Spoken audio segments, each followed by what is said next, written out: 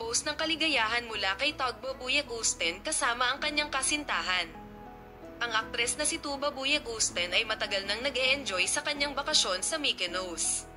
Si Tugbo Buyek Usten, na naglalathala ng kanyang mga masasayang sandali, ay huling nagbahagi ng kanyang larawan kasama ang kanyang kasintahan na si Enjan Akurek sa kanyang mga tagasunod, na bumalik sa set pagkatapos ng mahabang panahon sa pelikulang Leave It to the Wind, ay nagbahagi ng nangungunang roles with Enjan Akurek. Ang sikat na aktres, na nagbakasyon pagkatapos ng shooting sa Sesame at Olacoti, ay nagpunta sa Mykonos saglit. Si Tugbo Buyek Usten, na nag-e-enjoy sa dagat, buhangin at araw, ay sinamahan ni Enjan Akurek, na matagal nang umibig sa kanya noong holiday.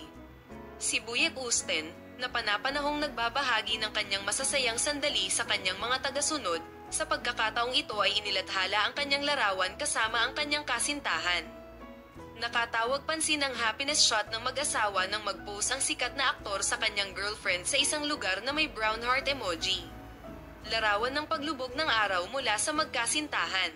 Sa kabilang banda, nag-post si Enjan Akurek kasama ang kanyang kasintahan sa paglubog ng araw noong nakaraang linggo. Naging trending topic sa social media ang masayang post ng sikat na mag-asawa.